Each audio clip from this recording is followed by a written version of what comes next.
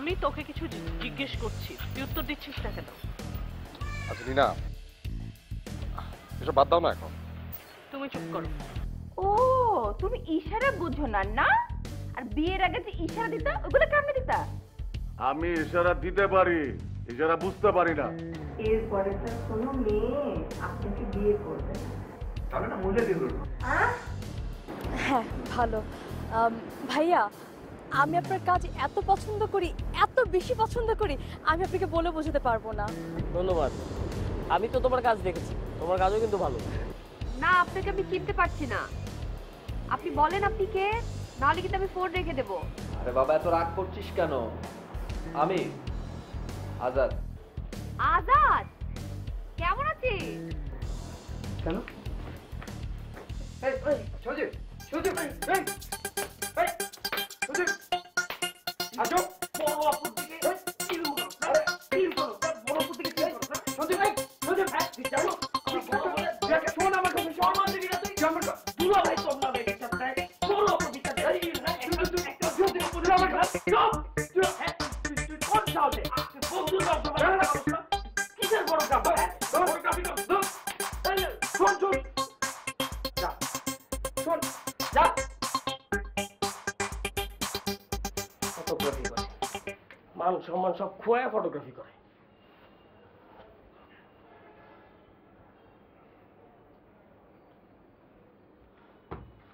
যাস না কেন?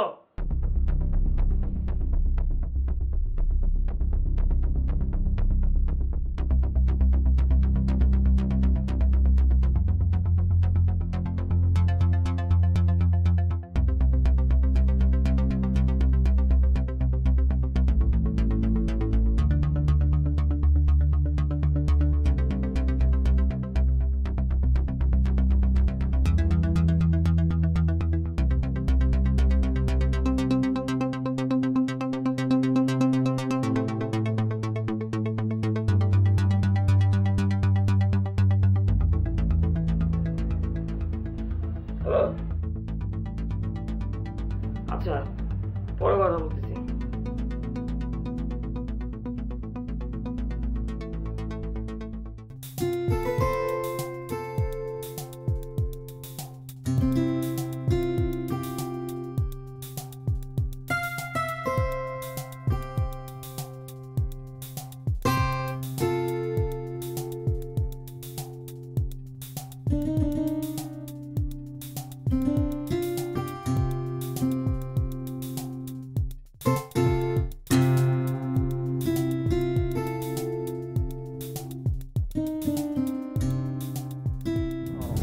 হ্যালো।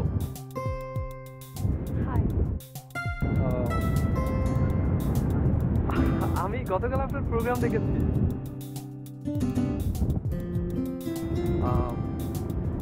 বাই দ্য ওয়ে, আমি সজীবের ফ্রেন্ড। জি জি। আপনি সজীবের ফ্রেন্ড? নাম কি আপনার? জি জি। জে জে, ফুল মিনিং কি? জয়নাল।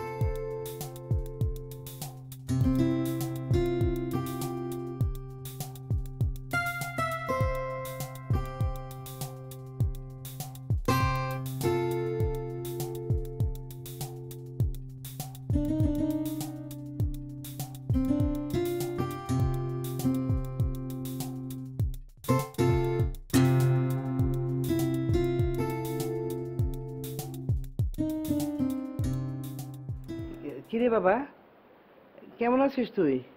শরীর ভালো তো? কবে ফিরবি?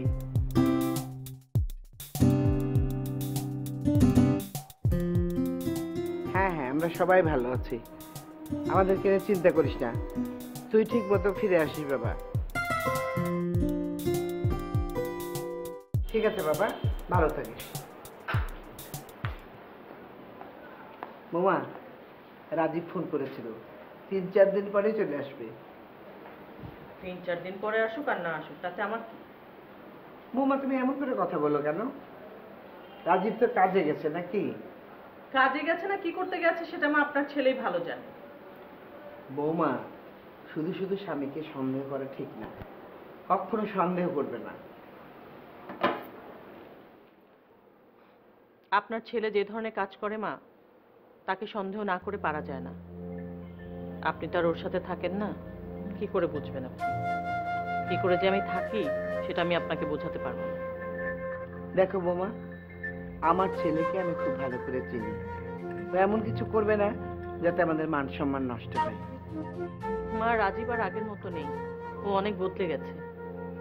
আমি কি করে আছি সেটা কিভাবে যে বলবো আপনাদেরকে। মা প্লিজ, এবার আপনি বাবার সাথে এই বিষয়টা নিয়ে একটু কথা বলেন। সব সময় তুমি এই কথাটাই বলো, কেন বলো?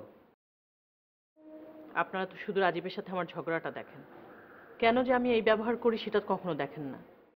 আমি বাধ্য হয়ে আজকে এই ধরনের কথাগুলো আপনাকে বলছি। এই দেখ তো কে? আরে সজীব, এসো বসো।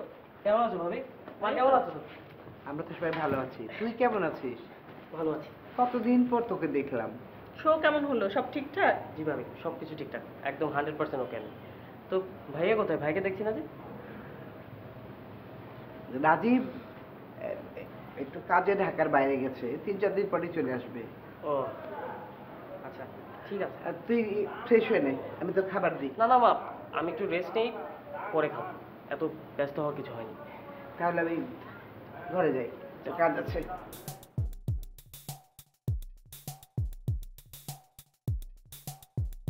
সজীব, আমাদের এখানে তোমার একটু সমস্যা হবে। কেন ভাবি? আমার ছোট বোন এসেছে দিনা, তাই একটু রুমের সমস্যা। ও ভাবি, তুমি এইসব নিয়ে একদমই চিন্তা করো না। আর তাছাড়া আমার তো অত রুমের প্রয়োজন হয় না। তা ঠিক, তারপরও আমি ওকে বলবো কয়েকদিনের মধ্যে চলে যেতে। পাগল হয়েছে নাকি ভাবি? তুমি এসব চিন্তা একবারে মাথা থেকে ঝেড়ে ফেলো, আমি ম্যানেজ করে নেব। Thank you.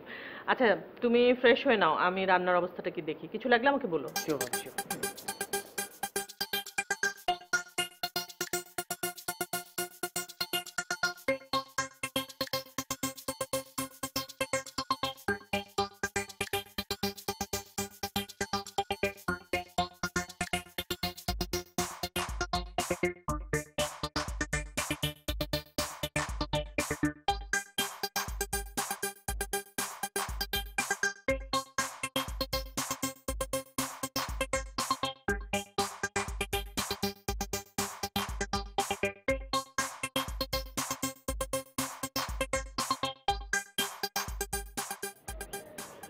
কিরে, কেমন আছিস?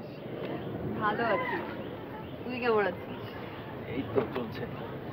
তো বাংলাদেশের যে অবস্থা, মানে রাস্তাঘাটের যে অবস্থা, ধুলাবালি একদম। এমন একটা ভাব করছিস না তুই, তোকে দেখে মনে হচ্ছে তুই কখনো মানে বাংলাদেশে জন্মগ্রহণ করিসনি, আমেরিকায় জন্মগ্রহণ করিসনি, তাই না? ইস, কয়দিন আগে গেলি দেশের বাইরে, হ্যাঁ? এসে এমন একটা ভাব করছিস যে না এখানে ধুলাবালি এই সেই, ঢঙের কথা বলিস, এই জন্য তোদের সাথে মিশি না আমি। আচ্ছা বাবা, সরি সরি, তুই তো পুরো দেশপ্রেমিক হয়ে গেছিস, অবশ্য দেখে ভালো লাগছে। তারপর বল, নেক্সট প্ল্যান কি? কি করছিস? কিছু না, কোনো প্ল্যান নাই। অ্যাকচুয়ালি ইচ্ছে ছিল যে ওই একটা মাস্টার্স করে আসি অথবা কিন্তু মা না একা যেতে দিতে রাজি হচ্ছে না। মা সারাক্ষণ খালি বলছে যে একা কিভাবে যাব, মেয়ে মানুষ, এই সেই হাবিজাবি মারা যেটা বলে আর কি। আর বাসার সবাই তো আমার পিছনে লেগেছে, কেমনে আমাকে বাসা থেকে বিদায় করবে, এটা নিয়েই চলছে। মনে হয় বিয়েটা করেই ফেলতে হবে। তাই নাকি? ছেলে টেলে দেখছে? হ্যাঁ দেখেছে, অলরেডি আমি মিটও করেছি একজনের সাথে। মাশাআল্লাহ, দেখতে অনেক সুন্দর, আমার খুব পছন্দ হয়েছে। ভালোই জব টপ করে, তো চিন্তা করলাম ওয়াই নট। মানে কি? আমার কথা তুই একবারও চিন্তা করলি না? তোর কথা কেন মনে হবে? তুই আমার তো ফ্রেন্ড, তাই না? কেন চিন্তা করবি না? আমি যে তোকে পছন্দ করি, তোকে যে আমার ভালো লাগে, আমি তোকে বলিনি বল?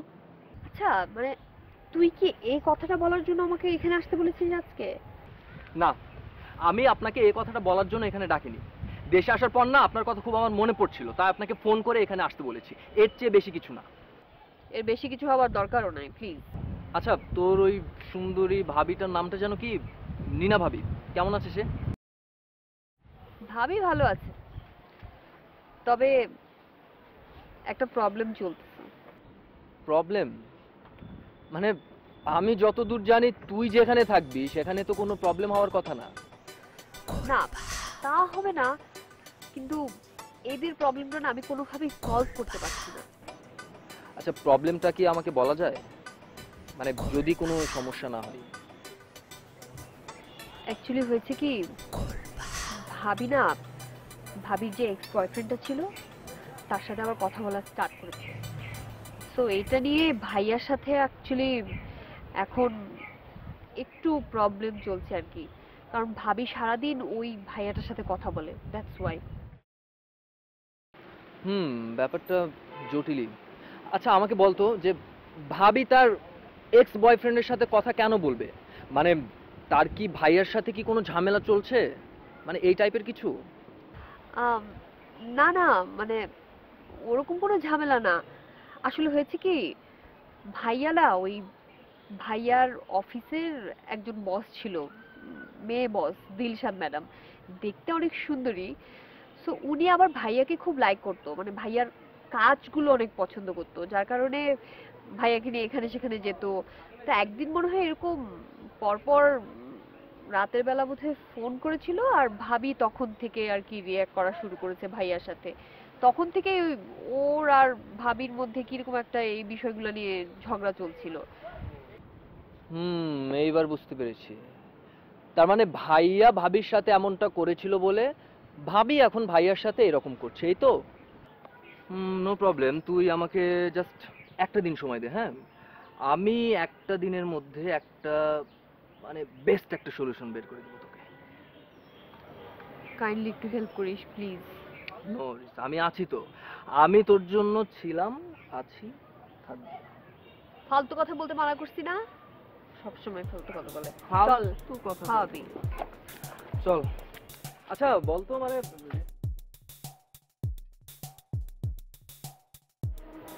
আন্টি, আপনি এই সময় শুয়ে আছেন যে? শরীরটা ভালো লাগছে না মা। তুমি খেয়েছো? হ্যাঁ, আমি খেয়েছি। ভাবলাম আপনার সাথে একটু গল্প করি, তাই চলে আসলাম। খুব ভালো করেছো।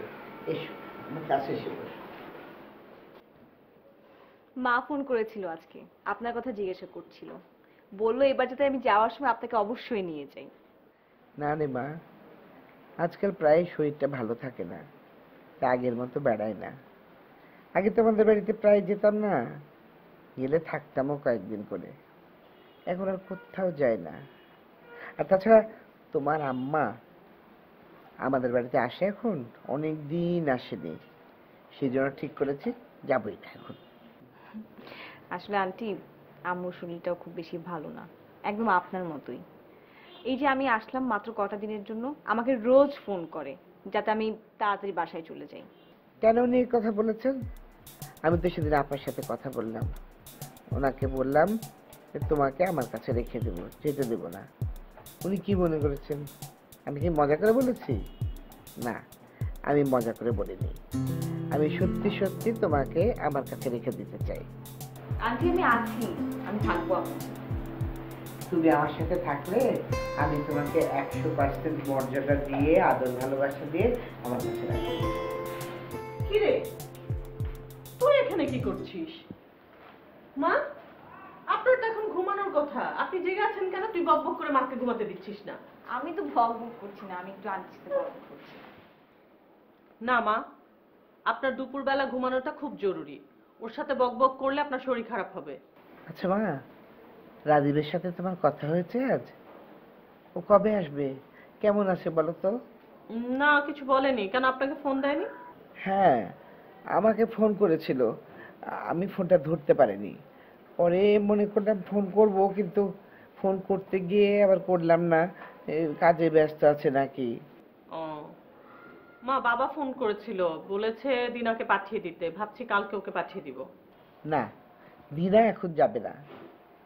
আমি সেদিন নিজে কথা বললাম, তারপরও তোমার বাবা মা কেন দিনাকে যেতে বলেছে? দিনা এখন থাকবে আমার কাছে। বাসা খালি, তাছাড়া মাও একটু অসুস্থ। আচ্ছা দেখি, আমি তোমার বাবা মার সাথে আবার কথা বলবো। তোমাদের দুই বোনের বিষয়টা নিয়ে ভাবতে হবে না, বুঝলে? ঠিক আছে মা, আপনি যেটা ভালো মনে করেন তাই করেন। এখন আপনি চুপচাপ একটু শুয়ে থাকেন, ঘুমানোর চেষ্টা করেন। এই চল, অনেক বকবক হয়েছে। ওঠ।